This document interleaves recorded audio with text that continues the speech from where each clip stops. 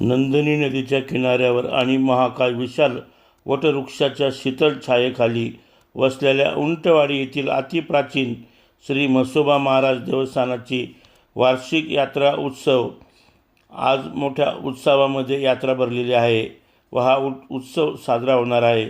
2 दिवस चालणाऱ्या या उत्सवात विविध धार्मिक सांस्कृतिक कार्यक्रमासह कुस्त्याच्या विराट दंगलीचे आयोजन करण्यात आले आहे। यात्रा उत्सव पंच समितीचे अध्यक्ष फकीरराव तिडके व सरचिटणीस सदाशिव नाईक यांनी दिलेल्या माहितीनुसार यात्रा उत्सवच्या पहिल्या दिवशी म्हणजेच आज सकाळी 9 वाजता श्री म्हसोबा महाराजांची विधिवत पूजा करण्यात येईल। त्यानंतर महाप्रसादाचे वाटप होणार आहे। केवळ धार्मिक कार्यक्रमच नव्हे तर सामाजिक बांधिलकी जपत यावेळी रक्तदान शिबिर आणि होमिओपॅथी सर्व रोगनिदान शिबिराचे आयोजन करण्यात आले आहे। सायंकाळी 7 ते 10 या वेळेत म्युझिक मेलेडी या वाद्यवृंदाचा भरदार आणि रंगतदार कार्यक्रम पार पडणार आहे।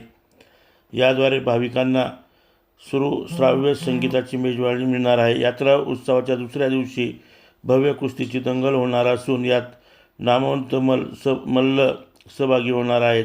यात्रा उत्सव समितीच्या वतीने या ठिकाणी तयारी करण्यात आलेली आहे। मोठ्या प्रमाणामध्ये या ठिकाणी खेळणीची दुकाने तसेच प्रसादाची दुकाने आलेली आहेत।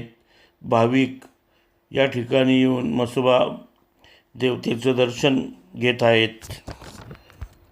श्री म्हसोबा महाराज चौक परिसरात होणाऱ्या या यात्रा उत्सवासाठी पंच समितीने कंबर कसली आहे।